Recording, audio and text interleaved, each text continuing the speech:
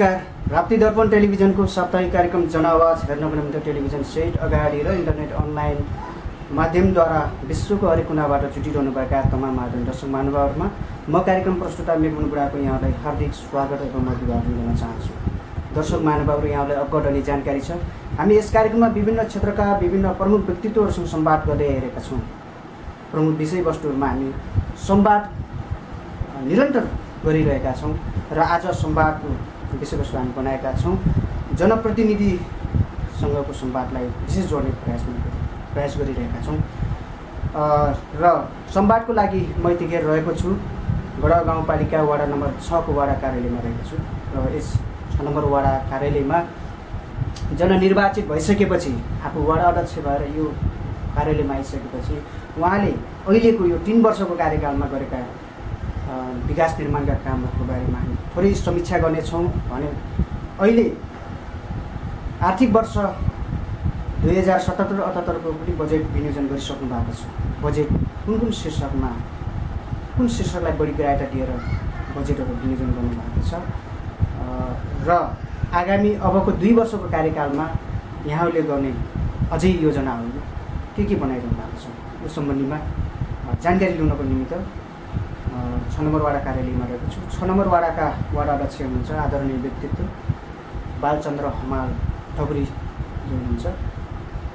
जिल्ला नगरीमा कार्यक्रममा उहाँलाई स्वागत गर्न चाहन्छु। अध्यक्षज्यू, हाम्रो कार्यक्रममा यहाँलाई हार्दिक स्वागत छ। धन्यवाद।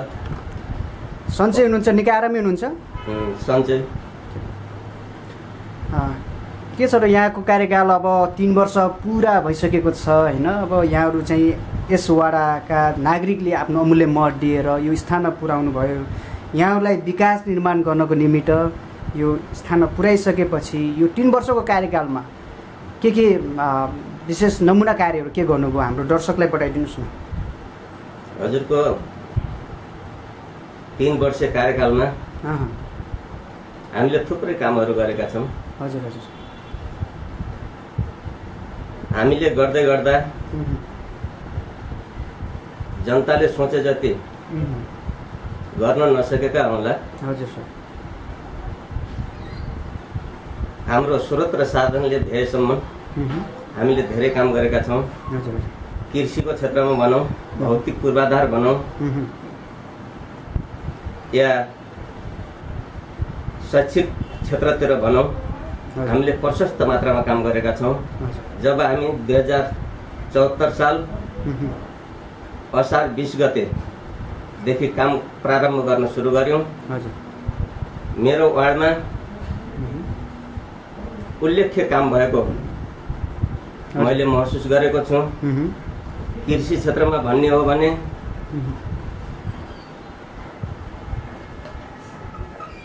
हजुर कृषि क्षेत्रमा भन्ने हो भने स्यालो ट्युबवेलका कामहरू, मोटर वितरणका कामहरू र कृषिबाट उन्नत बिउ बिजनहरू वितरण भएको अवस्था छ। भौतिक पूर्वाधारतर्फ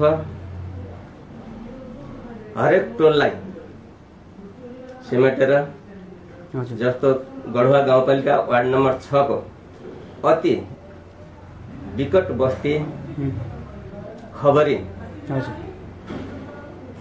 गाउँसम्म जाने बाटो हामीले बनाएका छौँ। खबरीबाट गुरुङ खोलाको लागि हामीले ट्र्याक खोलेको अवस्था छ आफ्नो सिमानासम्म। त्यसै गरी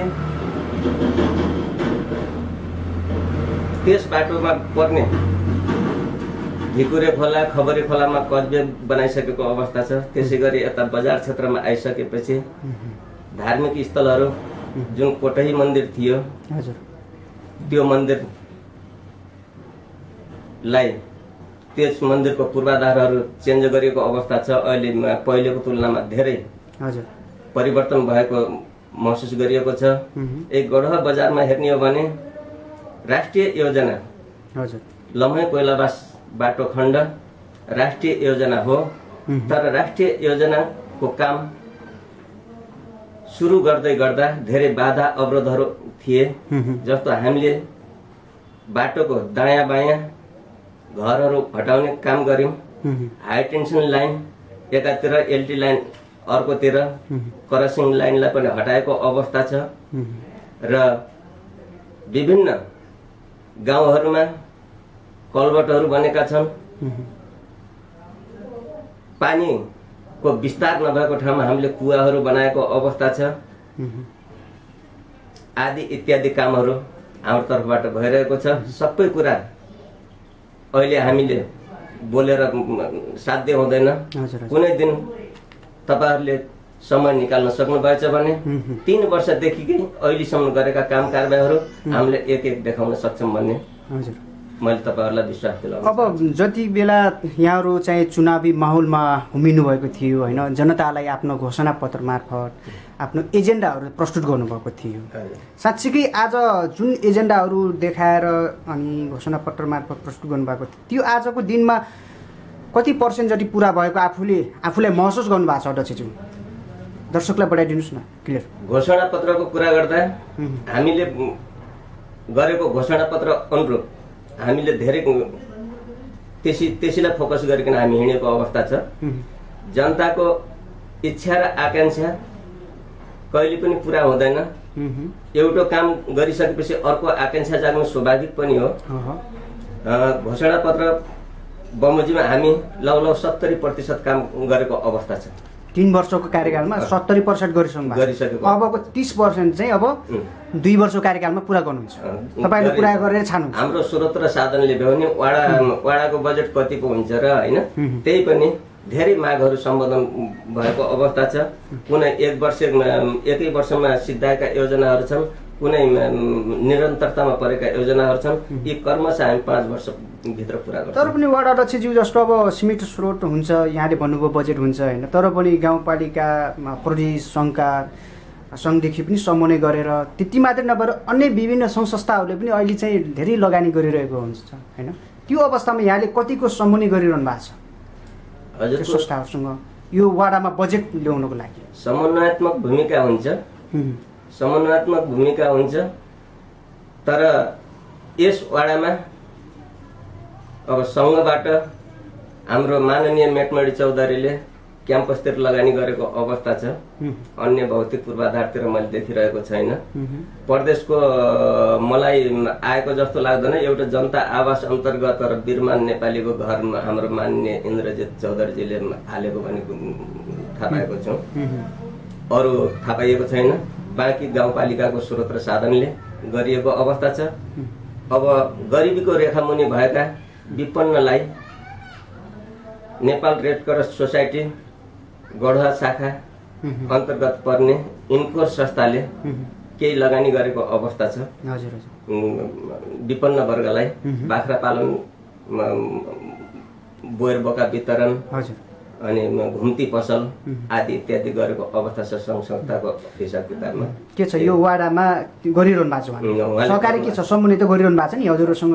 समन्वय नै गरेर अगाडि बढ्नु भएको छ मेरो वार्डको हकमा। अब ठ्याक्कै सीमित बजेटको कुरा गर्नुभएको छ यहाँले। ठ्याक्कै अब यहाँहरू निर्वाचित भएर आइसकेपछि वाडा कार्यालयको यो वाडा अध्यक्ष हुँदै गर्दा पहिलो बजेट यहाँले कति लगभग लाख करोडको बराबरमा ल्याउन सफल हुनुभएको थियो र यो वर्ष कति जतिको पुनः बजेट गर्नु वार्षिक बजेट के हुन्छ भन्दाखेरि गढुवा गाउँपालिकाबाट विनियोजन हुने 60-40 को आधारमा हामीले विनियोजन हुन्छ। 60-40 को आधारमा विनियोजन हुँदा सूचकको आधारमा वार्डहरूमा पर्छ र सूचकको आधारमा गढुवा गाउँपालिका वार्ड नम्बर 6 माथिल्लो सूचीमा नै पर्छ र मलाई लाग्छ 1-2 लाख भए पनि हो र यो वार्डमा अरू वार्डभन्दा बढी बजेट आएको अवस्था छ। र पहिलो वर्ष लगभग 76 लाख रुपियाँ आएको थियो। दोस्रो वर्ष पनि लगभग त्यसैको हाराहारीमा आएको अवस्था थियो वार्डको। यो वर्ष 54 लाख रुपियाँ आएको अवस्था। यो वर्ष 54 लाख आएको छ।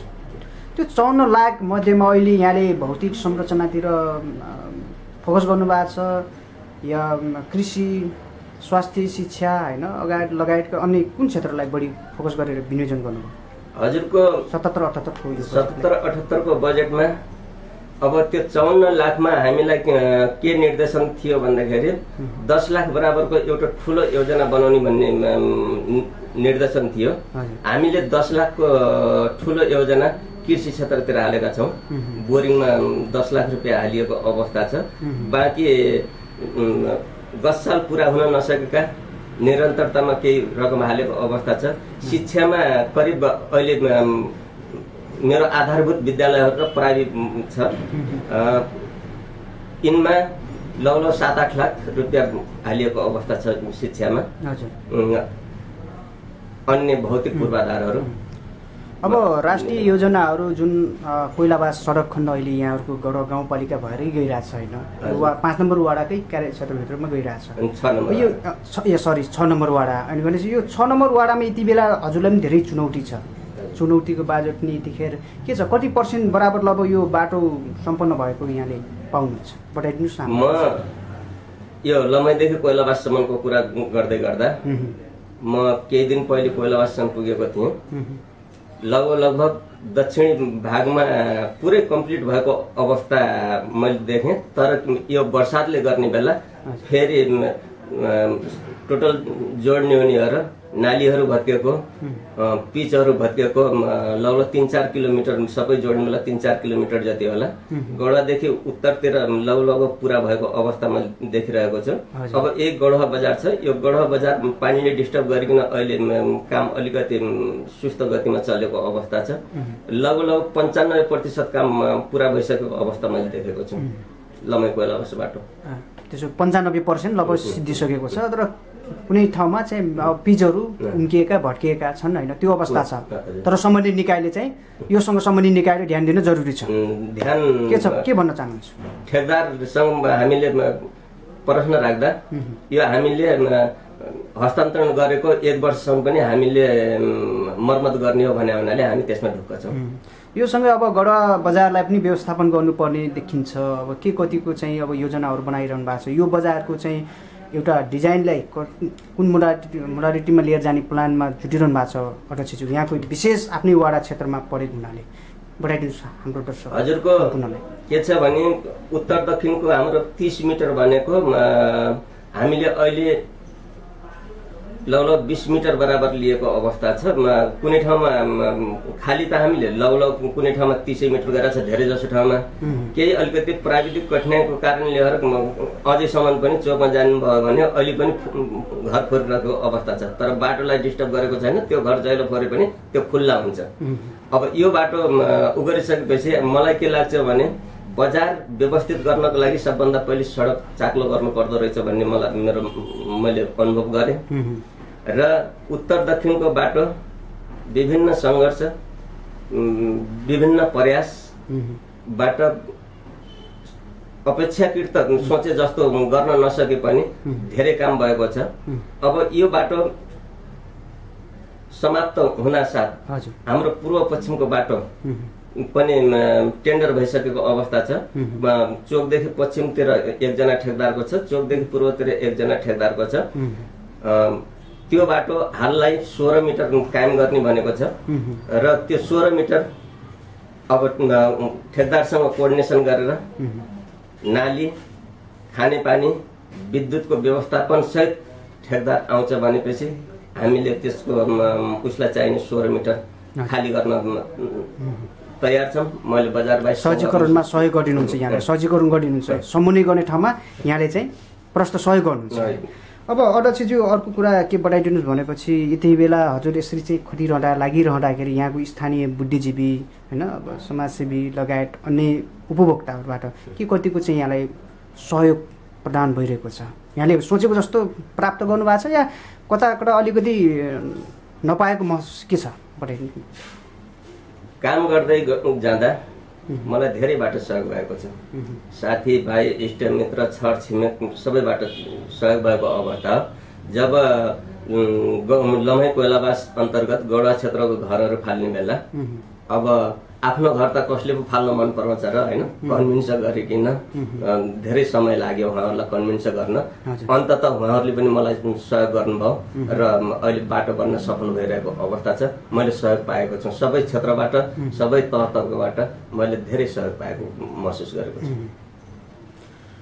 अनि अध्यक्षज्यू अब वडा कार्यालय एउटा प्रशासन क्षेत्रतिर जाउँ, यहाँहरूको चाहिँ के छ यो 6 नम्बर वार्ड? अनि हामी चाहिँ देख्ने गर्छौँ होइन स्थानीय तहको चाहिँ वडापालिकाहरूमा पर्याप्त मात्रामा कर्मचारीहरू नभएको अवस्था, काम कार्यहरू अब सेवाग्राहीलाई सेवा दिन नसकिरहेको अवस्था पनि देखिन्छ। यहाँको वडा कार्यालयमा के छ अध्यक्षज्यू? क्लियरली बताइदिनुहोस् न। हजुरको मलाई लाग्छ गढवा गाउँपालिका अन्तर्गत रहेका 8वटा वडामा वडा मध्ये वार्ड नम्बर गढवा गाउँपालिका वार्ड नम्बर 6 को कार्यालय असाध्यै व्यस्त हुने वडा हो। यो बजार क्षेत्र भएको हुँदा यहाँ घर घडेरीको किनबेच बढी मात्रामा हुने हुँदा, यहाँ बैंकिङ कारोबार बढी मात्रामा हुने हुँदा यो वडा एकदमै व्यस्त वडा हो। र जुन किसिमले व्यस्त छ त्यो किसिमले हामीलाई कर्मचारी अपुग भएको अवस्था छ। हाम्रा कर्मचारीहरू बिहान 10 बजेदेखि 5 बजे 6 बजेसम्म पनि कहिले कहिले काम गरेको अवस्था छ। सेवा निरन्तर हाम्रा कर्मचारीले दिइरहनु भएको अवस्था छ। अहिले भन्नुहुन्छ भनेपछि मेरो कार्यालयमा कासा नभएको अवस्था हो। हाम्रो कर्मचारीहरूले नै जो पहिले आउँछ उहाँले नै सरसफाइ गरिकन टुङ्ग्याएको अवस्था छ। मैले गाउँपालिकामा कुरो राखिसकेको अवस्था छ। अब सायद निकट भविष्यमै एकजना कासा पनि उपलब्ध हुन्छ। तर हाम्रो सुनाइमा के छ भने अध्यक्षज्यू अन्य वार्डहरूमा हामीलाई चाहिँ कार्यालय व्यवस्थापनको लागि भनेर बजेटहरू छुटिएको हुन्छ। हामी त्यही बजेटबाट पनि कार्यालय सहयोगीको व्यवस्था गरेर त्यसपछि उसलाई तलबहरू खुवाएर होइन हामी चाहिँ दैनिक चाहिँ नास्ता खाजा पानीको पनि हामी त्योबाट व्यवस्थापन मिलाइरहेका छौँ भन्ने कुरा गर्नुहुन्छ। किन यति फरक पाइयो अध्यक्षज्यू? कार्यालय व्यवस्थापन भनिकन अलग बजेट हामीलाई गाउँपालिकाबाट छैन। अब वडा अध्यक्ष विकास कोष भनिकन हामीलाई 3 लाख रुपियाँ दिइन्छ, त्यो तलब भत्तामा खर्च गर्न नपाइने अवस्था हो। त्यो पैसा भनेको के हो भन्दाखेरि कतै महामारी फैलिँदा खर्च गर्ने, कतै आगी लागि हुँदा खर्च गर्ने, कतै वर्षामा र हिलामी भएको सडकहरुमा 2-4 ट्रिप गिट्टी हाल्ने यस्तो चीजमा प्रयोग गर्न पाइन्छ। त्यो वडा अध्यक्ष कोषमा एउटा कासा राखिन या कुनै आवश्यक कर्मचारी राखिन तलबमा प्रयोग गर्न पाइँदैन र कार्यालय व्यवस्थापनको लागि हालसम्म गाउँपालिकाबाट नै व्यवस्था भइरहेको अवस्था छ। हामीलाई चिया नास्ता खाने भनिन अलिकति रकम विनियोजन भएको अवस्था छ, 7-8 हजार रुपियाँ त्यो चिया खर्चमा नै। त्यही बात नि तपाईहरुले वार्षिक वर्षभरिमा पुर्याउनुहुन्छ। अब अर्को अध्यक्षज्यू अब जस्तो अन्य अब कासाको त यहाँले कुरा गर्नुभयो त्यो समस्या छ। अन्य जस्तो अब फाँटहरुमा काम गर्नलाई कर्मचारी के छ? हाम्रो फाँटहरुमा पनि पुगेको अवस्था छैन है। अब हाम्रो के छ भन्दाखेरि राजस्वमा एकजनाले टाइम दिनै पर्छ, उसको ठप्पकै नै ऊ हुन्छ। अब धेरै जसो काम यहाँ सरजिमिन सहितको आउँछ। सरजिमिन सहितको काम आउने बेला एउटा कर्मचारीले दिनभरिमा 2-3टा भन्दा सरजिमिन गर्न सकेको अवस्था छैन हैन।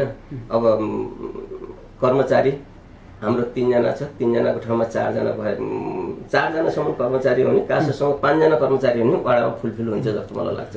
भनेपछि अहिले के छ संरचनाका कुरा गरौँ, यो वडा कार्यालयले जतिको पर्याप्त मात्रामा आफ्नो संरचना पाउनु पर्ने हैन फाँटहरुको लागि भनेर के छ त्यो पर्याप्त छ अध्यक्षज्यू? के छ कस्तो संरचना? अब भनौँ फाँटहरुको लागि त चाहिन्छ नि कोठाहरु, अब यसको लागि पर्याप्त मात्रामा छ कि छैन अहिले अहिलेको अवस्थामा? अहिले हालसम्म चलेको अनुसार त पर्याप्त नै छ हैन।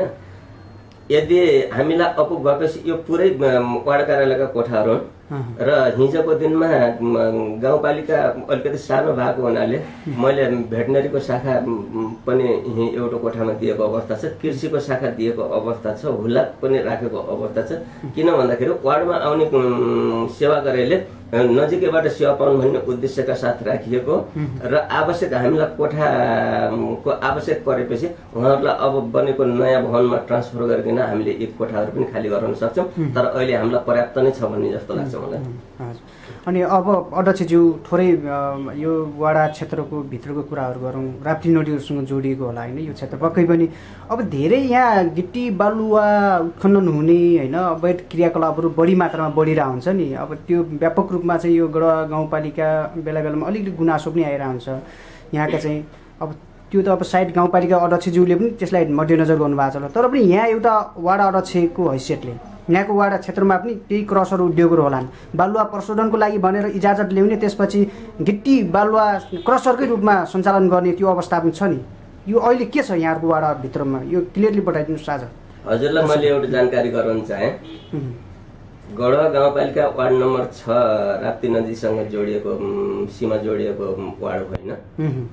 मेरो वार्ड उत्तरमा यो पेट्रोल पम्पसम्म हजुर मात्र सीमा हो। यही सिकुरा सोता पनि यो हाइवेबाट छोइएको छैन। यता आँटी पागरतिर वार्ड नम्बर 6 हो र गिट्टी बालु उत्खनन आफ्नो वार्डको सीमा नजोडिए तापनि म एउटा गढवा गाउँपालिकाको कार्यपालिकाको सदस्य भएको हुँदा यी उत्खननका कुराहरू बेला मौकामा आउने गर्छन् र त्यसमा छलफल हुन्छ। छलफल हुने क्रममा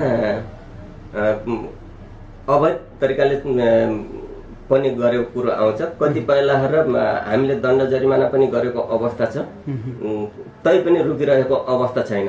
एक गिट्टी बालुले गर्ने बेला अस्ति मात्रै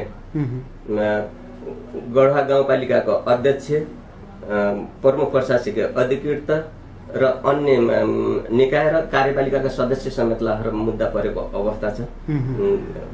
यी कुराहरू मैले जानकारी गराउन चाहेँ। हजुर हजुर। त्यसो भए अहिलेको अवस्थामा अब अन्य सामुदायिक वनहरू पनि होला नि यहाँका, होइन? अब वाडापालिकामा अनि सामुदायिक वनभित्रको अवस्थाहरू के छन्, यहाँका अन्य सङ्घ संस्थाहरूको अवस्था थोरै हामी जान्न चाह्यौँ अध्यक्षज्यू, के छ सामुदायिक वनको अवस्था?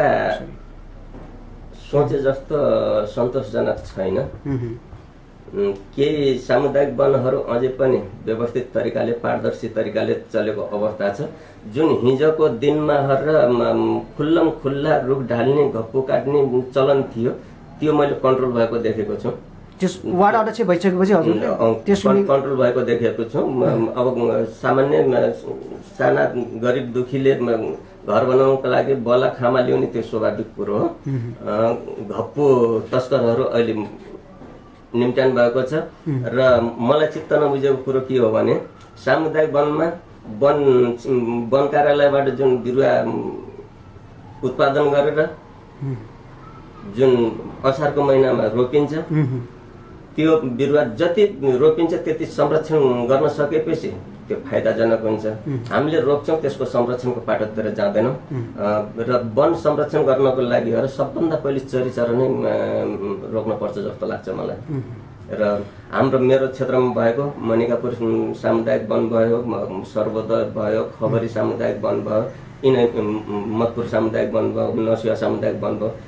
यी एकाध वन अलिकति अव्यवस्थित तरिकाले चलेको होला, बाँकी पनि पारदर्शी तरिकाले नै चलेको मैले देखेको छु।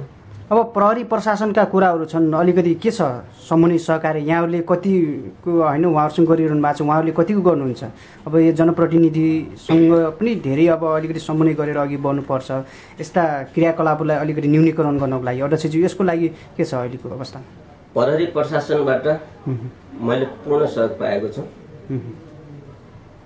हाम्रो ठाडा खोलाहरूमा अवैध रूपमा गिट्टी बालु उत्खनन हुने बेला फोनेको भरमा फल्ने ठाउँ यस्तो छ भनेपछि ट्र्याक्टरहरू पक्राउ भएको अवस्था छ।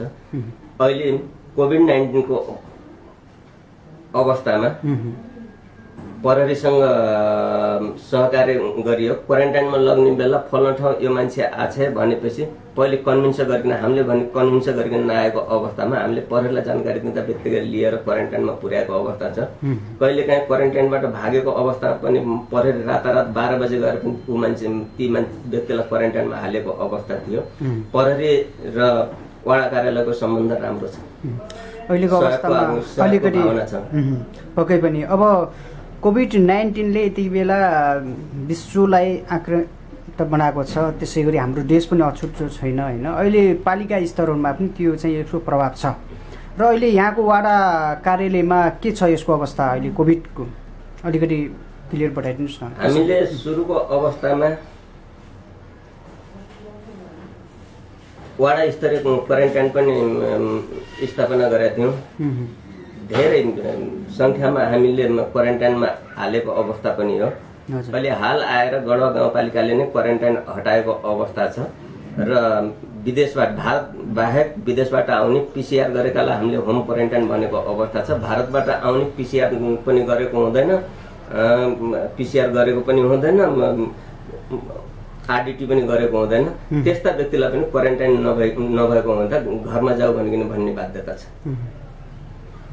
अब अलिकति 19को अवस्थामा, यो कोभिड-19 को अवस्थामा जतिखेर लकडाउन लागेको थियो देशमा होइन, त्यतिखेर अब यहाँको वडा कार्यालयभित्रमा रहेका निम्न वर्गका व्यक्तिहरूलाई अलिकति राहतका कुराहरू थिए अध्यक्षज्यू, राहतहरू वितरण गर्नेका कुराहरू धेरै थिए। त्यसमा पनि धेरै पक्षपातहरू भए, अलिकति वितरण गर्ने क्रममा भन्ने कुराहरू यताकता धेरै ठाउँहरूमा सुनिन्छ। तर त्यो अवस्थामा यहाँले कति पटक जति यहाँले राहत वितरण गर्न सफल हुनुभयो?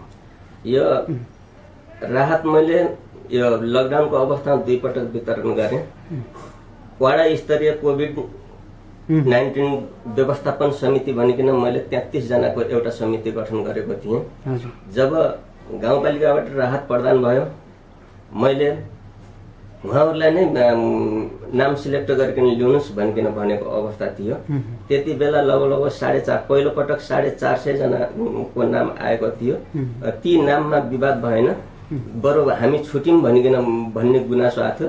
तपाईँहरू छुट्नु भएपछि र वास्तविक गरिब हो भनेपछि सेकेन्डचोटि तपाईँहरू पर्नुहुन्छ भनिकन आश्वासन दिइकन हामीले उहाँहरूलाई गरेको थियौँ, सम्झाएका थियौँ र सेकेन्डचोटि हामीले उहाँहरूलाई पनि दियौँ।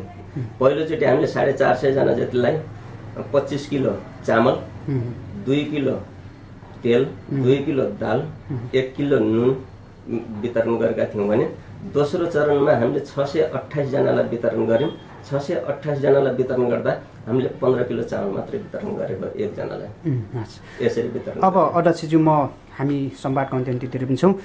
यहाँलाई मैले सोध्नुपर्ने एउटा जस्तो कि सङ्गठन पार्टीले एउटा योग्य ठानेर ल है हामीले दिएको निर्देशनलाई मान्नुहुन्छ यहाँले, र यहाँ वाडा अध्यक्ष भइसकेपछि अब वाडा क्षेत्रभित्रमा विकास निर्माणको काममा एकदमै खटेर लाग्नुहुन्छ है भन्ने एउटा विश्वासको साथमा सङ्गठनले टिकटहरू उपलब्ध गराउँछ र यहाँलाई चाहिँ आफ्नो चुनावी माहौलमा प्रचार प्रसार अभियानमा खटेर जुटेर लागेर चाहिँ यहाँलाई यो स्थानमा पुर्याउनुहुन्छ। सङ्गठनको थोरै गुनासोहरू पनि कता यता कता सुनिन्छ। हाम्रो निर्देशन जसलाई हामीले चाहिँ निर्वाचित गराएर पुर्यायो त्यो स्थानमा, तर हाम्रो पनि भनाइ कतै नसुनेको, गुनासाहरू नसुनेको अनि हामीले दिएको निर्देशनहरू नमानिरहेको अवस्था पनि भन्ने यताकता सुनिन्छ। के छ अवस्था अहिले? यहाँले कतै त्यो कार्य त गर्नुभएको छैन, आफ्नो सङ्गठनले दिएका निर्देशनहरूलाई पालना गर्नुभएको छ कि नि अहिलेको अवस्थामा? अब वास्तवमा भन्ने हो भने सङ्गठनको हिसाब किताबले गर्ने नि म नेपाली कङ्ग्रेसबाट, नेपाली काङ्ग्रेसका कार्यकर्ता लगायत सबैले मलाई विजय बनाएर यो स्थानमा पुर्याउनु भयो। यो स्थानमा पुगिसकेपछि जनताको सेवा गर्ने हो। म कमन मान्छे बन्नुपर्छ र कमन मान्छे बन्दै गर्दा पार्टीलाई व्यवस्था गर्ने भन्ने कुरो हुँदैन। पार्टीका कतिपय पार्टीले दिएको म्यान्डेट पनि त्यही जनताको हक र हितको लागि दिन्छ। यहाँबाट गर्ने निर्णय पनि त्यही जनताको हक र हितको लागि हुन्छ। पार्टीले दिएको म्यान्डेट 100 का 100% लागू नहुन सक्छ, तर पार्टीसँग कोअर्डिनेसन भएर नै अगाडि बढेको अवस्था छ। मिटिङै बसेर कोअर्डिनेसन भन्ने भन्दा पनि फोनको भरमा पनि हामी सल्लाह सुझाव मभन्दा माथिल्लो तबकासँग सल्लाह सुझाव लिएर अगाडि बढेको अवस्था छ। त्यसो भए तपाईँ तर्फबाट यो चाहिँ गुनासो हामी अर्थात् उहाँहरूलेबाट गुनासो सुन्न सकिन्न, वाडा अध्यक्षज्यूले हाम्रो निर्देश मान्नु भएन भन्ने होइन। हामीले चाहिँ किनभने यो यताकता त्यो जनप्रतिनिधिहरूले त्यो नगरिरहेको अवस्था भएको हुनाले यहाँलाई प्रश्न मैले राखिहालेँ होइन। अब हामी संवादको अन्त्यमा छौँ। अध्यक्षज्यू, यहाँलाई मैले सोध्न भुलेका प्रश्नहरू यहाँले चाहिँ राख्न खोजिरहनु भएको छ नि, जस्तो कि नागरिकहरूलाई अब केही होला न आफ्नो मनका भनाइहरू अन्त्यमा राख्न सक्नुहुन्छ यहाँले? छुटेका त विकासका कुरा छुटेका धेरै कुरा भनिएको छैन होइन। मलाई आज राप्ती दर्पण टेलिभिजनबाट जुन बोल्ने मौका दिनुभयो, म राप्ती दर्पण टेलिभिजनप्रति हार्दिक आभार व्यक्त गर्छु। साथै पत्रकार भाइ निर्मल बुढालाई धन्यवाद दिन चाहन्छु। धेरै कुरा गर्न बाँकी छ। जनताले अपेक्षा गरेको कुराहरू धेरै गर्न बाँकी छ। म मेरो कार्यकालमा सकभर गर्ने कोसिस गर्नेछु, इमानदारी साथ गर्ने कोसिस गर्नेछु भन्ने वचनबद्धता व्यक्त गर्न चाहन्छु।